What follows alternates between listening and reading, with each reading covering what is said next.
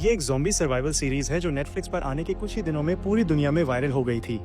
अगर आप all of us are dead के फैन हैं, तो ये सीरीज भी आपको जरूर पसंद आएगी। इसमें एक हाई स्कूल ग्रुप दिखाया गया है जो ज़ॉम्बी वायरस की वजह से स्कूल के अंदर ही फंस जाता है। ज़ॉम्बी पूरे स्कूल को घेर लेते हैं और बाहर निकलने के सारे रास्ते बंद हो जाते हैं। सरकार मोबाइल नेटवर्क, बिजली, पानी सब कुछ बंद कर देती है और बच्चों के पास खाने तक का सामान नहीं बचता। ऐसे खतरनाक हालात में स्टूडेंट्स कैसे सरवाइव करेंगे, यही इस सीरीज की कहानी है। कहानी शुरू होती है एक बड़े स्कूल से, जहां अचानक एक खतरनाक ज़ॉम्बी वायरस फैल जाता है और पूरा शहर ज़ॉम्बी की चपेट में आ जाता है। लोग जहां थे वहीं फंस गए थे और स्कूल के बच्चे भी बिल्डिंग में कैद हो चुके थे। एक क्लासरूम में कई स्टूडेंट्स ज़ॉम्बी से बचने के लिए छिपे हुए थे। यहाँ हमें निंग नाम की एक लड़की दिखाई देती है जो अपने प्रोफेसर रॉय को फोन करती है। निंग की माँ पिछले 6 महीनों से मौत से लड़ रही है और बाहर कोई रास्ता नहीं है, इसलिए निंग प्रोफेसर से कहती है कि वे उसकी माँ का ध्यान रखें। लेकिन ठीक उसी समय प्रोफेसर रॉय टीवी पर एक न्यूज देखते हैं जहाँ दिखाया जा रहा था कि पूरे बैंकॉक में ज़ॉम्बी वायरस फैल चुका है और ये वायरस निंग के स्कूल से शुरू हुआ था। इस समय पूरा शहर बहुत बुरी हालत में है। ये खबर देखकर प्रोफेसर रॉय बहुत परेशान हो जाते हैं। जहाँ निंग की माँ भर्ती थी, वहाँ जाकर वो उनके बेड के पास आते हैं और पास में रखी कुछ अजीब दवाइयों को हैरानी से देखते रहते हैं। उधर स्कूल के दूसरे ग्रुप के स्टूडेंट्स एक और क्लासरूम में ज़ॉम्बी से छिपे हुए थे। बाहर से कई ज़ॉम्बी दरवाजा पीट रहे थे। हालात बिगड़ते देख प्रो नाम का एक लड़का अपने दोस्त को बताता है कि बचने के लिए उन्हें खिड़की से कूदना होगा। फिर वे सब कूदकर दूसरी बिल्डिंग में पहुंच जाते हैं जहां निंग का भाई नन भी था। नन जैसे ही निंग को देखता है तुरंत उसे कॉल करता है, लेकिन निंग अपने भाई को यहाँ देखकर और भी टेंशन में पड़ जाती है। दोनों आमने सामने की 2 बिल्डिंग में थे। तभी वे देखते हैं कि स्कूल की छत से कोई नीचे गिर गया है। यह देखकर सभी डर जाते हैं। तभी एक लड़का निंग का फोन लेकर सबको बताता है कि किसी तरह लाइब्रेरी जाना होगा, क्योंकि वही एक सुरक्षित जगह हो सकती है। इसके बाद दोनों ग्रुप आपस में बात करके लाइब्रेरी जाने का फैसला करते हैं। लेकिन लाइब्रेरी उनकी बिल्डिंग से बहुत दूर थी और चारों ओर खतरनाक ज़ॉम्बी थे, इसलिए वे बहुत धीरे धीरे ज़ॉम्बी की नजरों से बचते हुए लाइब्रेरी की तरफ बढ़ने लगते हैं। तभी एक लड़की के फोन पर कॉल आती है जिसमें बताया जाता है कि उसके पिता भी वायरस से संक्रमित हो चुके हैं। यह सुनकर लड़की जोर से रोने लगती है। तभी दूसरी लड़की उसका फोन ले लेती है क्योंकि ये जगह बात करने के लिए सुरक्षित नहीं थी। तभी अचानक उन्हें एहसास होता है कि उनके आसपास बहुत सारे ज़ॉम्बी आ चुके हैं। इधर किन नाम का एक लड़का सभी को एक स्पीकर दिखाकर कहता है कि अगर वे इस स्पीकर को एक जगह रखकर ऑन कर दें और उसमें म्यूजिक बजा दें तो ज़ॉम्बी आवाज की तरफ आकर्षित होकर वहीं चले जाएंगे और उसी मौके पर वे लोग लाइब्रेरी की तरफ निकल सकते हैं। आइडिया सबको पसंद आया, लेकिन कोई भी दूर जाकर स्पीकर सेट करने की हिम्मत नहीं जुटा पा रहा था। तभी प्रो नाम की एक लड़की हिम्मत दिखाकर ये काम करने के लिए तैयार हो जाती है। उसी समय लुई नोटिफिकेशन में देखता है कि सरकार ने वायरस को रोकने के लिए सभी नेटवर्क, बिजली और पानी बंद करने का आदेश दे दिया है। उधर जब प्रो स्पीकर सेट करके वापस लौटना चाहती है, तभी ब्लूटूथ कनेक्ट होकर अचानक रिंग बजने लगती है जिससे प्रो घबरा जाती है। तभी सेकंड फ्लोर पर एक ज़ॉम्बी खड़ा दिखाई देता है। दूसरी तरफ निंग के ग्रुप के लिए हालात थोड़े आसान थे क्योंकि वे ज़ॉम्बी की मूवमेंट को काफी समझ चुके थे। उन्हें पता चल गया था कि ज़ॉम्बी आवाज और लाइट के प्रति बहुत सेंसिटिव होते हैं और रोशनी में रहना ज्यादा पसंद करते हैं। इसलिए निंग का ग्रुप बहुत सावधानी से अंधेरे में ज़ॉम्बी की नजरों से बचते हुए चल रहा था। तभी लिन नाम की एक लड़की का पैर मुड़ जाता है और वो अचानक चीख पड़ती है। उसकी चीख सुनकर ज़ॉम्बी उन्हें देख लेते हैं और पूरा ग्रुप रुक जाता है। उधर प्रो किसी तरह ज़ॉम्बी से बचकर अपनी टीम तक पहुंच जाती है। तभी स्पीकर इतनी तेज आवाज करने लगता है कि वो ब्लास्ट हो जाता है। ये आवाज सुनकर आसपास के सभी ज़ॉम्बी तेजी से उसी दिशा में भागते हैं, जिससे दोनों ग्रुप को फायदा होता है और दोनों ही ग्रुप लाइब्रेरी की ओर दौड़ते हैं। लेकिन लिन दौड़ नहीं पा रही थी, इसलिए उसका दोस्त उसे कंधे पर उठाकर ले जाने लगता है। तभी उसे ऊपर से खून टपकता दिखता है। ऊपर देखने पर पता चलता है कि एक ज़ॉम्बी ऊपर से लटका हुआ है। यह देखकर डेविड तुरंत लिन को उठाकर दौड़ने लगता है, लेकिन बदकिस्मती से ज़ॉम्बी उसे पकड़ लेता है और लिन के कंधे पर जोरदार काट लेता है। डेविड उसे बचाने की बहुत कोशिश करता है, लेकिन उसी समय ग्रुप के बाकी लोग उसे खींचकर वहां से ले जाते हैं और उस ज़ॉम्बी के साथ बाकी सभी ज़ॉम्बी भी मिलकर लिन पर बेरहमी से हमला करने लगते हैं। उधर डेविड को लेकर उसकी टीम लाइब्रेरी में पहुंच जाती है और दोनों ग्रुप एक हो जाते हैं। वहीं निंग और उसका भाई नान एक दूसरे को देखकर बहुत इमोशनल हो जाते हैं और डर की वजह से एक दूसरे को कसकर गले लगा लेते हैं। इसके बाद सब लोग मिलकर लाइब्रेरी की चीजों से एक मजबूत गेट बना लेते हैं ताकि ज़ॉम्बी अंदर न घुस पाएं। तभी फोनम नाम की एक लड़की बताती है कि उसके मोबाइल में नेटवर्क नहीं आ रहा और वो लीफू को बताती है कि सरकार ने बिजली, मोबाइल नेटवर्क और पानी की सप्लाई बंद करने का ऐलान कर दिया है। ये सुनकर सब टेंशन में पड़ जाते हैं। तभी सिमिन नाम की लड़की कहती है कि उन्हें किसी भी हाल में जल्दी से यहाँ से निकलना चाहिए, लेकिन बाकी लोग मना कर देते हैं क्योंकि बाहर की हालत इससे भी ज्यादा खतरनाक है। तभी एक लड़का रेडियो पर सुनता है कि रात 8 बजे तक स्कूल की बिजली काट दी जाएगी और मिलिट्री हेलीकॉप्टर से सर्वाइवर्स को रेस्क्यू करेगी। वे ये भी जान जाते हैं कि ज़ॉम्बी वायरस का असली सोर्स उनका यही हाई स्कूल है। ये सब जानकर उनके ग्रुप में कोई कहता है कि उन्हें बाहर रेस्क्यू टीम का ध्यान खींचने के लिए एक अनाउंसमेंट करना चाहिए, लेकिन कुछ लोग डरते हैं कि आवाज सुनकर ज़ॉम्बी उन पर हमला कर देंगे। इसी बात पर बहस शुरू हो जाती है। तभी निंग किसी की नहीं सुनती और सीधा ब्रॉडकास्ट रूम में जाकर अनाउंसमेंट कर देती है कि वे सब लाइब्रेरी में फंसे हैं और अगर स्कूल में कहीं कोई सर्वाइवर है तो वो लाइब्रेरी में पहुंच जाए, क्योंकि यही सबसे सुरक्षित जगह है। निंग की आवाज पूरे स्कूल में गूंजती है और सान नाम का लड़का उसे रोकने की कोशिश करता है, लेकिन निंग नहीं रुकती। तभी अचानक सारी बिजली चली जाती है और ज़ॉम्बी पागलों की तरह भाग भाग कर रोशनी ढूंढने लगते हैं, क्योंकि ये ऐसे ज़ॉम्बी थे जो अंधेरे में अच्छी तरह सर्वाइव नहीं कर पाते। इसी दौरान मैदान में पड़ी नताशा अचानक अपनी आंखें खोलती है। उसकी आंखें पूरी तरह सफेद हो चुकी थीं और वो भी एक ज़ॉम्बी बन चुकी थी। वो भी बाकी ज़ॉम्बी के साथ चलने लगती है। उधर लाइब्रेरी में फोनम नाम की लड़की अपने पापा को कॉल कर रही थी, लेकिन नेटवर्क की वजह से बात नहीं हो पा रही थी और वो बहुत परेशान हो जाती है।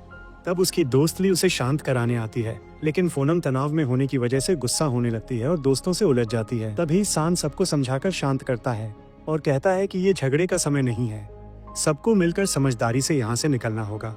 और इसी समय नान वहाँ आकर सबको विंडो कॉर्नर में बुलाता है। वहाँ जाकर वे कैमरे में देखते हैं कि सारे ज़ॉम्बी लाइन में बहुत शांत होकर किसी दिशा में जा रहे हैं। उनमें किसी भी तरह की हिंसकता नहीं थी। ये बात सबको अजीब लगती है, क्योंकि अब तक उन्होंने जितने भी ज़ॉम्बी देखे थे उनसे ये ज़ॉम्बी बिल्कुल अलग थे। जब सब इस बारे में बात कर रहे थे तब निंग कहती है कि अभी इस पर बात करने का समय नहीं है, हमें कल सुबह तक हेलीकॉप्टर आने का इंतजार करना चाहिए। सभी उसकी बात मान लेते हैं और थकान की वजह से थोड़ा आराम करने लगते हैं। सुबह होते ही सन सबको उठाता है और कहता है कि रूफटॉप पर जाकर हेलीकॉप्टर में चढ़ने के लिए जरूरी सामान तैयार कर लो। जब सब सामान जुटाने लगते हैं तो सन डैन से कहता है कि निंग पर ज्यादा भरोसा मत करो और जितना हो सके उससे दूरी रखो, लेकिन डेन कहता है कि अभी ये बातें करने का समय नहीं है, हमें पहले सुरक्षित निकलना होगा। और तुम निंग के बारे में अचानक ऐसा क्यों बोल रहे हो? तब सन बताता है कि वो प्रोफेसर रॉय के साथ निंग की माँ की बॉडी पर रिसर्च कर रहा था और निंग की माँ की बीमारी का फॉर्मूला ज़ॉम्बी वायरस के फॉर्मूला से बिल्कुल मिलता जुलता है। इसलिए हो सकता है वायरस की शुरुआत वहीं से हुई हो और निंग के शरीर में भी ये वायरस मौजूद हो, इसलिए सन उसे निंग से दूर रहने को कह रहा था। उधर प्रांग और बाकी लोग हेलीकॉप्टर के लिए सारे जरूरी सामान ढूंढ लेते हैं। तभी नान देखता है कि एक ज़ॉम्बी खिड़की के बाहर खड़ा है और बाकी लोग देखते हैं कि बहुत सारे ज़ॉम्बी लाइब्रेरी तक पहुंच चुके हैं। उनके पास आईडी कार्ड भी थे, क्योंकि वे सब इसी स्कूल के स्टूडेंट थे। ये देखकर सब और ज्यादा डर जाते हैं, क्योंकि वे आईडी कार्ड दिखाकर इलेक्ट्रिक गेट खोल सकते थे। तभी लाया नाम की लड़की खिड़की से नीचे कूदकर भागने की कोशिश करती है, लेकिन उसी समय फायर अलार्म बज उठता है और सारे ज़ॉम्बी लाइब्रेरी की तरफ देखने लगते हैं। लाया जब नीचे उतर रही होती है तभी पीछे एक डरावना ज़ॉम्बी उसे घूरते हुए नजर आता है। उधर फा का फोन लगातार बज रहा था, पर वो फोन नहीं फेंक पा रही थी, क्योंकि उस समय फोन उनके बचने की एकमात्र उम्मीद था। अगर बाद में नेटवर्क मिल जाए तो वे मदद बुला सकते थे, इसलिए वो भी खिड़की से बाहर निकलने की कोशिश करती है, लेकिन तभी वो देखती है कि एक ज़ॉम्बी ने लाया पर हमला कर दिया है। डर के मारे एफए चिल्लाती हुई वापस अपने ग्रुप की तरफ भागती है। उधर सब ज़ॉम्बी के डर से अलग अलग भाग रहे थे और प्रांग ने सेफ्टी के लिए फा को एक बड़ा चाकू दिया था। सभी जल्दी से फायर डोर के अंदर घुस जाते हैं, लेकिन एक ज़ॉम्बी भी उनके साथ अंदर आ जाता है। तभी प्रांग उसी चाकू से ज़ॉम्बी पर हमला कर देती है और सब बच जाते हैं। उधर फाई और उसके साथ दो लड़कियां ज़ॉम्बी से भाग रही थी, लेकिन फा का अलार्म बंद नहीं हो रहा था और उसकी आवाज सुनकर सारे ज़ॉम्बी उनकी तरफ दौड़ते हैं। डर की वजह से बाकी दोनों लड़कियां एफए को वहीं छोड़कर भाग जाती हैं और सारे ज़ॉम्बी एफए पर टूट पड़ते हैं।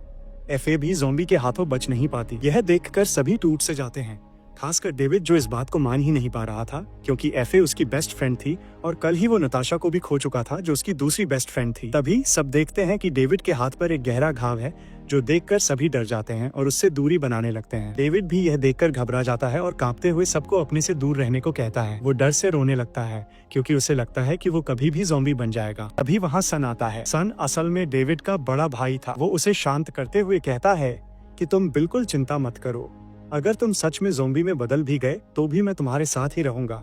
ये सुनकर डेविड बहुत इमोशनल हो जाता है, लेकिन फिर भी वो सन को कहता है कि तुम सबको लेकर यहाँ से चले जाओ। तभी सैन डेविड के घाव को ध्यान से चेक करता है और पता चलता है कि ये ज़ॉम्बी के काटने से नहीं, बल्कि उसके हाथ के अंदर कांच के एक टुकड़े के घुसने से हुआ है। ये देख सबको राहत मिलती है कि डेविड इन्फेक्टेड नहीं है। उधर निंग और उसके साथ दो लोग किसी तरह छत ऑफ रूफटॉप तक पहुंच जाते हैं। वहां पहुंचकर वे कुछ हेलीकॉप्टर देखते हैं जो रेस्क्यू के लिए आए थे। वे जोर जोर से उन्हें सिग्नल देने लगते हैं। निंग बाकी दोस्तों को बुलाने सीढ़ियों की तरफ जाती है, लेकिन जैसे ही वहां पहुंचती है वो देखती है कि बहुत सारे ज़ॉम्बी ऊपर की तरफ चढ़ रहे हैं।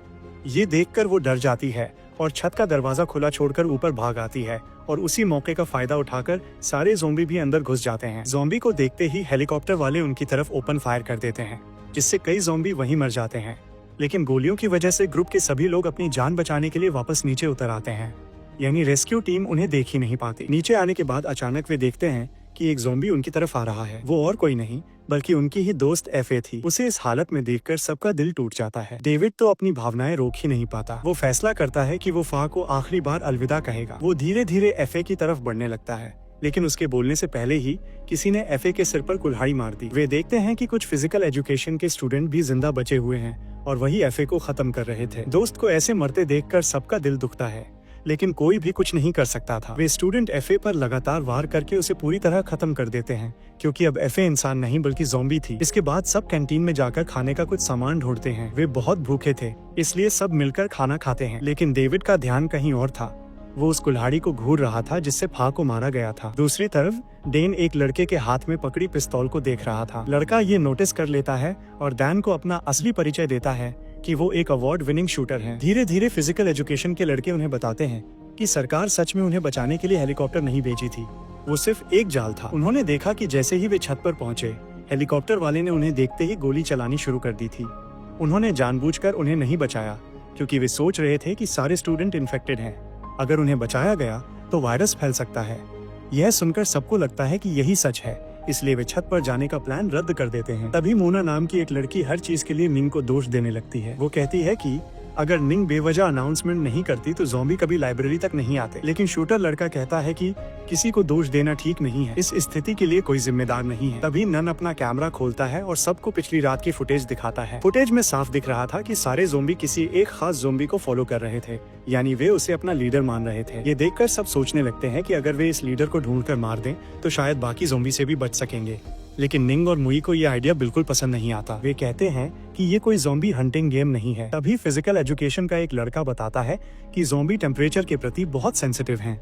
उसने नोटिस किया था कि जब तापमान 20 कैरेट सबटेक्सटी था तो ज़ॉम्बी बहुत धीमे थे, लेकिन जब तापमान 40 कैरेट सबटेक्सटी हुआ तो वे बहुत तेज हो गए, यानी तापमान उनकी गति को कंट्रोल करता है। इसी दौरान अचानक बगल से जोरदार चीख की आवाज आती है। डेविड गुस्से में आकर गट पर अटैक कर देता है, जिसे थोड़ी देर पहले उसके दोस्त ने मारा था, इसलिए बाकी लोग उसे रोकते हैं, लेकिन डेविड किसी हालत में पीछे हटने को तैयार नहीं था। तभी अचानक किसी ने उसके गर्दन पर डंडा मारकर उसे बेहोश कर दिया। फिजिकल एजुकेशन वाले लड़के डेविड से बहुत नाराज थे, क्योंकि उसने उनके दोस्त पर हमला किया था और जिम्नेजियम का दरवाजा भी खोल दिया था, जिससे ज़ॉम्बी अंदर आ सकते थे। सन सबको शांत करते हुए कहता है कि डेविड की मानसिक हालत ठीक नहीं है, क्योंकि उसने अपने 2 करीबी दोस्तों को अपनी आंखों के सामने मरते देखा है। वो ये सब सह नहीं पा रहा। तभी निंग नोटिस करती है कि उनके ग्रुप में से केन और निक गायब हैं। निंग सबको बताती है कि शायद वे किसी खतरे में हैं, क्योंकि सुबह उसने देखा था कि ज़ॉम्बी लाइब्रेरी की तरफ आ रहे थे और किन और निक लाया की बॉडी के पास खड़े थे। निंग की आवाज देने पर भी वो लोग वहाँ से जाना नहीं चाहते थे। असल में किन और लाया बहुत अच्छे दोस्त थे, इसलिए किन हर हाल में लाया को बचाने की कोशिश कर रहा था, लेकिन लाया तब तक ज़ॉम्बी बन चुकी थी। निक ये समझकर किन को खींचकर वहाँ से भागने लगता है और लाया उनका पीछा करती है। दोनों के पास कोई रास्ता नहीं था, इसलिए वे सीधे स्विमिंग पूल में कूद जाते हैं और लाया भी उनके पीछे छलांग लगा देती है। इसके बाद किन और निक ऊपर निकल आते हैं और देखते हैं कि लाया की बॉडी पानी में तैर रही है। तभी आर्ट्स क्लब के कुछ लड़के आते हैं और लाया की बॉडी को बाहर निकालकर उसे ऑडिटोरियम ले जाते हैं। किन और निक भी उनके साथ चले जाते हैं। फिजिकल एजुकेशन वाले लड़के जांच के लिए ऑडिटोरियम जाने का फैसला करते हैं और कैमरे से सब रिकॉर्ड करवाने के लिए नन को भी साथ ले जाते हैं। निंग इतनी खतरनाक स्थिति में अपने भाई को भेजना नहीं चाहती, लेकिन नन उसकी बात नहीं मानता और सबके साथ निकल जाता है। रास्ते में वे देखते हैं कि सारे ज़ॉम्बी ऑडिटोरियम की ओर जा रहे हैं। दूसरी तरफ मो चुपके से डेविड के कमरे में जाती है, जहां उसे लॉक किया गया था, क्योंकि उसका व्यवहार अजीब हो गया था। मो उससे बात करके समझ जाती है कि वो मानसिक रूप से टूट चुका है, वह पागलों की तरह व्यवहार कर रहा है। ये देखकर मो जल्दी बाहर भाग जाती है। तभी डेविड मौके का फायदा उठाकर कमरे से बाहर आता है और देखता है कि गट खून से लथपथ जमीन पर पड़ा है और उसके मुंह से हरा फेन निकलने लगा है, यानी वो भी ज़ॉम्बी में बदल रहा है। उधर नन और फिजिकल एजुकेशन वाले लड़के ऊपर से कैमरे से ज़ॉम्बियों को देखते हैं और उनकी गतिविधि से समझ जाते हैं कि शायद यूनिवर्सिटी की क्लीनर औरत ही ज़ॉम्बियों की लीडर है, क्योंकि सब उसी के आसपास घूम रहे थे। इधर निंग के ग्रुप को अजीब आवाजें सुनाई देती हैं और चेक करने पर वे देखते हैं कि गार्ड पूरा का पूरा ज़ॉम्बी बन चुका है और उसके अंदर वही कुल्हाड़ी धसी हुई है। तभी वे मो की चीख सुनते हैं, जिसे किसी ने हाथ पैर बांधकर कमरे में बंद कर दिया था। सब समझ जाते हैं कि ये सब डेविड ने किया है। तभी गट का दोस्त रायोन आता है और गार्ड पर गोली चलाकर उसे वहीं खत्म कर देता है। इसी बीच डेविड ज़ॉम्बियों की तरफ बढ़ता है और कहने लगता है कि मुझे अपने साथ ले जाओ, मैं भी तुम लोगों के साथ रहना चाहता हूँ। ज़ॉम्बी उसकी तरफ बढ़ने ही वाले थे कि रायन आकर डेविड के पैर में गोली मार देता है, क्योंकि उसे समझ आ गया था कि डेविड सबके लिए खतरा बन चुका है। तभी निंग और उसके दोस्त पहुंचकर रायन को रोकते हैं। इतने में ऑडिटोरियम से तेज आवाजें आने लगती हैं और सारे ज़ॉम्बी पागलों की तरह उधर भागते हैं। इस मौके का फायदा उठाकर निंग और उसके दोस्त रायन को काबू में करके डेविड को सुरक्षित ले जाने लगते हैं। लेकिन आर्ट्स ग्रुप के लिए हालात खराब हो जाते हैं, क्योंकि वे ऑडिटोरियम में थे और अचानक ज़ॉम्बी अंदर घुस आते हैं। अपनी जान बचाने के लिए कैंग नाम का लड़का बंदूक निकालकर ज़ॉम्बी पर फायरिंग शुरू कर देता है। बाकी सब मौका देखकर जिम्नेजियम की तरफ भागते हैं, क्योंकि वहीं सबसे सुरक्षित जगह थी। लेकिन कैंग की गोलियां खत्म हो जाती हैं और सारे ज़ॉम्बी उस पर टूट पड़ते हैं। उनके दोस्त बचाने की कोशिश करते हैं, लेकिन कोई फायदा नहीं होता और ज़ॉम्बी उसकी बॉडी को भयानक तरीके से नोच कर खा जाते हैं। उधर निंग, डेनी और बाकी साथी मिलकर डेविड को रिसर्च रूम में ले जाते हैं। वहाँ पहुँचते ही पॉल निंग पर बंदूक तान देता है, क्योंकि उसे भी ज़ॉम्बी ने काट लिया था और उसे पता था कि वो कुछ ही देर में ज़ॉम्बी बन जाएगा। वो रोते रोते खुद को संभाल नहीं पाता और बंदूक निंग से हटाकर सीधे डेविड को गोली मार देता है। फिर बाकी गोलियों से खुद को भी खत्म कर लेता है। ये देखकर निंग और डेनी टूट जाते हैं और एक दूसरे को गले लगाकर रोने लगते हैं। तभी डेनी को याद आता है कि सन ने बताया था कि वो और प्रोफेसर रॉय मिलकर निंग की माँ की बीमारी पर रिसर्च कर रहे थे और उसकी दवा ढूंढने की कोशिश कर रहे थे। ये सुनकर निंग हैरान रह जाती है। दोनों मिलकर रिसर्च रूम में सर्च करने लगते हैं। तभी कहानी कुछ दिन पीछे जाती है, जब प्रोफेसर रॉय ने कुछ गरीब लोगों को अपने चैम्बर में बुलाया था। उनमें यूनिवर्सिटी की वही क्लीनर लेडी भी थी, जिसे अब ज़ॉम्बियों की लीडर समझा जा रहा है। प्रोफेसर रॉय एक ऐसी दवा बनाना चाहते थे जो हर बीमारी का इलाज कर सके, और इसके लिए उन्होंने जेलीफिश के प्रोटीन को शेक बनाकर इस्तेमाल किया। निंग की माँ की बीमारी के इलाज के लिए भी वही दवा बन रही थी, लेकिन असली टेस्ट के लिए उसे इंसानी बॉडी चाहिए थी। इसलिए वो पैसों के लालच में गरीब लोगों पर दवा ट्रायल करने लगा और सबसे पहले क्लीनर लेडी को दवा दी। वो भी पैसों की वजह से तैयार हो गई, क्योंकि उसका बेटा ड्रग एडिक्ट था और उससे पैसों के लिए हर दिन लड़ाई करता था। दवा लेने के कुछ दिनों बाद उसके शरीर से पसीने की जगह चिपचिपा लिक्विड निकलने लगा और उसकी हालत बिगड़ती चली गई। एक दिन निंग की उससे यूनिवर्सिटी में मुलाकात हुई थी, लेकिन वो असली बीमारी समझ नहीं पाई और उसे हॉस्पिटल जाने की सलाह दी। उसके बाद लेडी और बीमार होती गई। प्रोफेसर ने उसे दवा रोकने की सलाह दी, लेकिन उसने पैसा कमाने के लिए दवा बंद नहीं की। फिर प्रोफेसर ने उसे एक और डोज दे दिया और उसकी रिपोर्ट देखकर समझ गया कि दवा इंसानी शरीर को बहुत खराब तरीके से नुकसान पहुंचा रही है। जल्द ही लेडी की नसें हरी पड़ गईं, शरीर से चिपचिपा जहर निकलने लगा और वो आक्रामक होकर पूरी तरह ज़ॉम्बी बन गई और यहीं से पूरा वायरस फैलना शुरू हुआ। निंग को रिसर्च रूम में प्रोफेसर रॉय की डायरी मिलती है और पूरी सच्चाई साफ हो जाती है। निंग और डेनी ये भी समझ जाते हैं कि सन भी इस रिसर्च में शामिल था, इसलिए कुछ दिन पहले प्रोफेसर ने निंग को रिसर्च में मदद करने से मना कर दिया था, क्योंकि वह जेलीफिश पर खतरनाक प्रयोग कर रहा था। तभी डेनी को एक यूएसबी पोर्ट मिलता है और दोनों असली राज जानने के लिए कंप्यूटर रूम की ओर बढ़ते हैं। लेकिन तभी वे देखते हैं कि बाहर की तरफ पॉल खड़ा उन्हें घूर रहा है, जो अब पूरी तरह ज़ॉम्बी बन चुका था। दोनों टेबल के पीछे छिप जाते हैं और तय करते हैं कि अपने मरे हुए दोस्त की छोड़ी हुई पिस्तौल से पॉल को शूट किया जाए। डेनी कांच के पास जाकर पॉल का ध्यान भटकाती है और निंग पिस्तौल लेने बाहर जाती है, लेकिन पॉल उसे देख लेता है और उसे गोली मार देता है। फिर भी दोनों यूएसबी लेकर कंप्यूटर रूम पहुंच जाते हैं ताकि सच्चाई जान सकें। उधर सन की टीम बहुत मुश्किलों से जिम्नेजियम पहुंचती है, लेकिन रास्ते में अपने 2 फिजिकल एजुकेशन वाले दोस्तों को खो देती है। और जब वे यहाँ वापस आते हैं तो देखते हैं कि निंग और डेन कहीं नहीं मिल रहे। ये देखकर सैन मू को कसूरवार ठहराने लगता है, क्योंकि अगर मू ने डेविड को अनलॉक ना किया होता तो शायद ये सब नहीं होता। मू खुद भी खुद को दोषी मान रहा था। इसके बाद सब लोग कैमरों पर ज़ॉम्बियों की गतिविधियां देखने लगते हैं और ध्यान से देखने पर उन्हें समझ आता है कि जब भी कोई ज़ॉम्बी किसी इंसान को काटकर उसे ज़ॉम्बी में बदल देता है तो उनके बीच एक अजीब सा बहुत क्लोज रिश्ता बन जाता है। वीडियो देखकर वे पक्का यकीन कर लेते हैं कि सबसे पहले क्लीनर लेडी ही इस वायरस से संक्रमित हुई थी, लेकिन वो ज़ॉम्बी कैसे बनी ये सन और उसकी टीम में कोई नहीं जानता था। तभी उन्हें याद आता है कि वो तो साइंस बिल्डिंग की क्लीनिंग इंचार्ज थी। अब सब समझ में आने लगता है। मूवी सुझाव देता है कि अगर किसी तरह क्लीनर लेडी को मार दिया जाए तो सारे ज़ॉम्बियों को कंट्रोल करना आसान हो सकता है, मगर बाकी लोग इससे सहमत नहीं होते, क्योंकि इससे दूसरे ज़ॉम्बी और भी ज्यादा हिंसक हो सकते हैं। फिर सब सोचते हैं कि अगर क्लीनर लेडी को भावनात्मक तौर पर कंट्रोल किया जाए तो बाकी ज़ॉम्बी भी काबू में आ सकते हैं। वे ये भी नोटिस करते हैं कि ज़ॉम्बी बनने के बाद भी वो अपनी पुरानी आदतें नहीं छोड़ रही और रोज सुबह साइंस बिल्डिंग साफ करने जाती है। ये उसे पकड़ने का बढ़िया मौका था।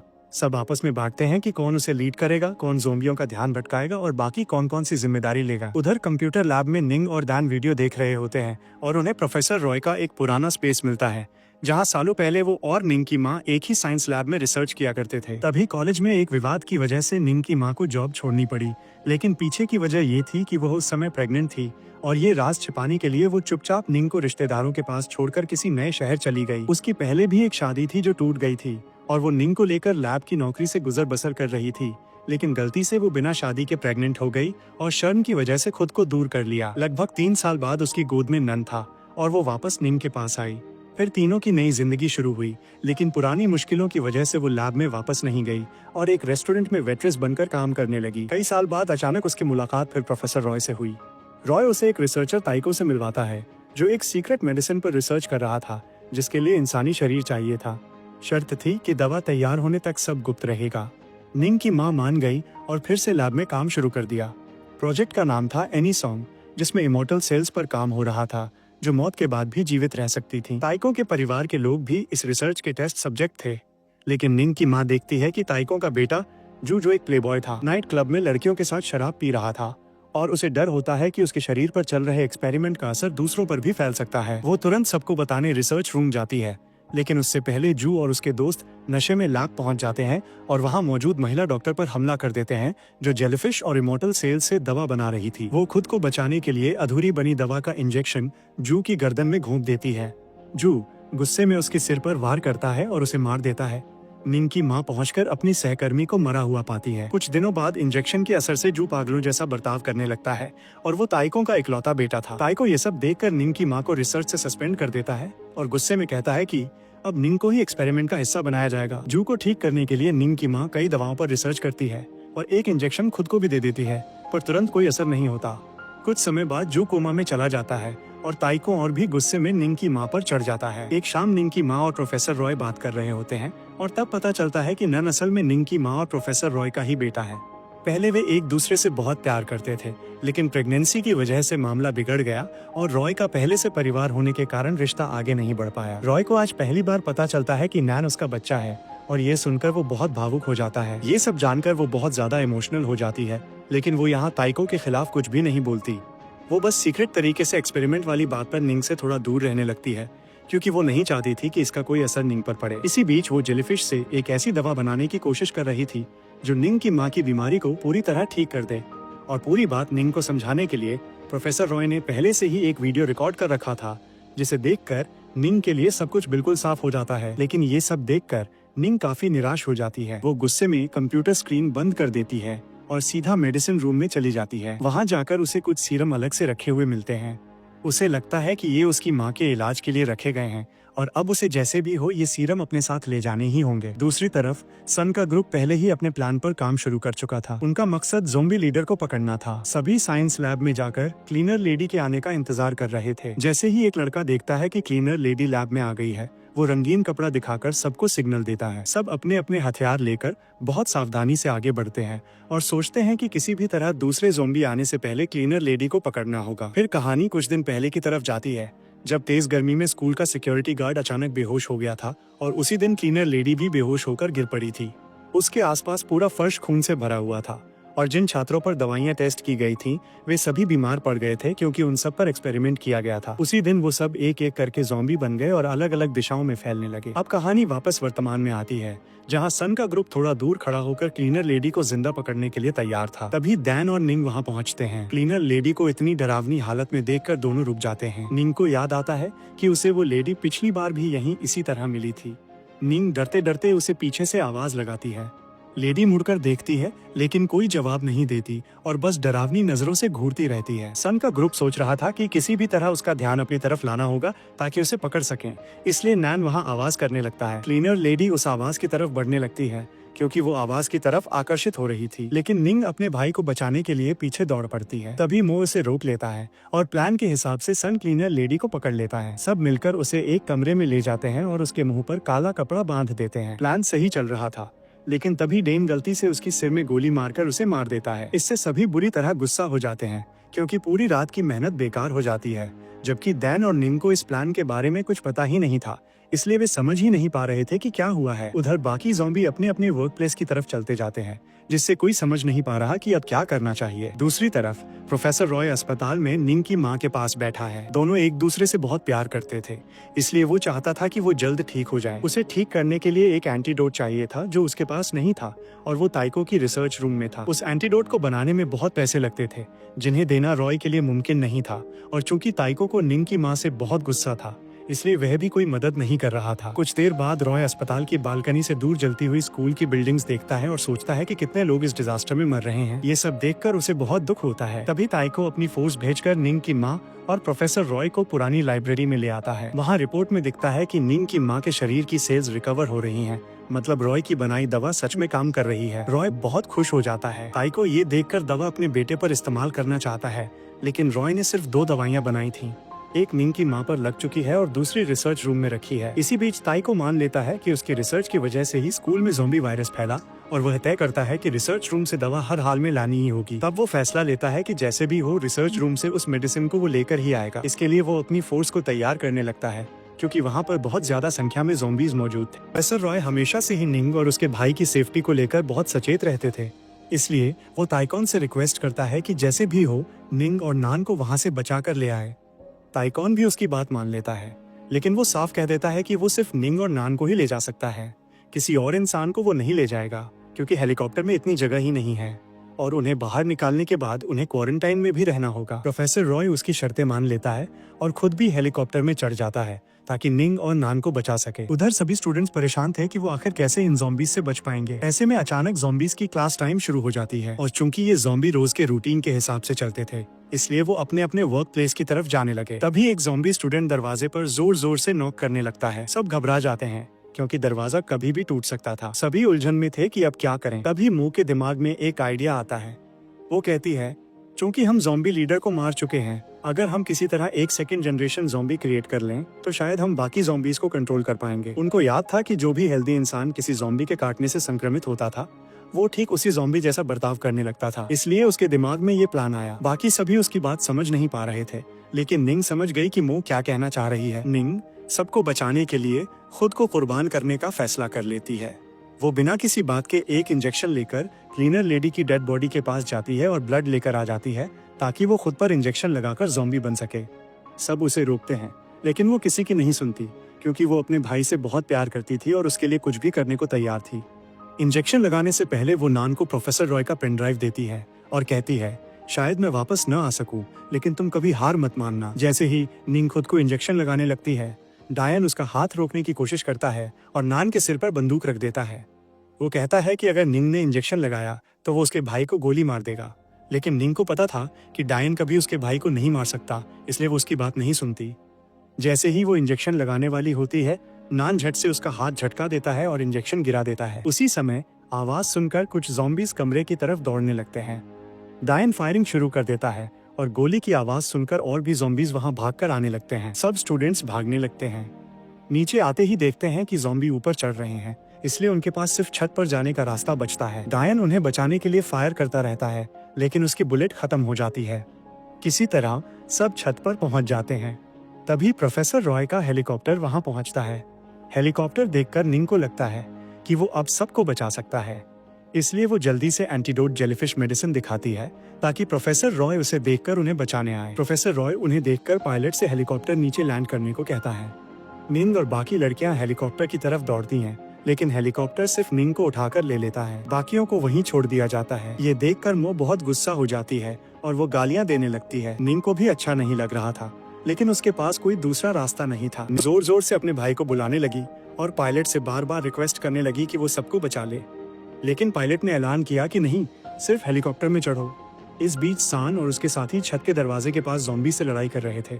सभी अब समझ चुके थे कि किसी वजह से हेलीकॉप्टर निंग और नान को बचाने आया है। इस बीच मोबा शुरू से ही दोनों भाई बहन पर बहुत जलती थी और ये सब देखकर वो बहुत गुस्सा हो जाती है और कहती है, अगर कोई इंसान सेकंड जनरेशन ज़ॉम्बी बनकर सबको बचा सकता है तो नान इसके लिए सबसे बेहतरीन विकल्प है। नान कोई विरोध नहीं करता, बस एक नजर से मुंह की तरफ देखता है। मुंह इस दौरान बेहद गुस्से में अपने हाथ में रखा क्लीनर लेडी का ब्लड सेल इंजेक्शन नान की गर्दन पर डाल देती है। क्योंकि प्रोफेसर रॉय सिर्फ इन दोनों को ही बचाने आया था, इसलिए मुंह को बहुत ईर्ष्या महसूस हो रही थी। सब कुछ देखकर निंग अपने भाई के लिए जोर जोर से रोने लगती है और नान नान चिल्लाने लगती है। पायलट सब देखकर और कोई रास्ता न पाकर निंग को लेकर जल्दी वहाँ से उड़ जाता है। इंजेक्शन लगाने के तुरंत बाद नान बेहोश हो जाता है, लेकिन वो भी ज़ॉम्बी वायरस से इन्फेक्ट हो जाता है। इस बीच सान और उसके दोस्त जो दरवाजे के पास ज़ॉम्बीज को रोकने की कोशिश कर रहे थे, उन्होंने आखिरकार दरवाजा एक मजबूत चेन से लॉक कर दिया, जिसे ज़ॉम्बीज कभी नहीं तोड़ पाएंगे।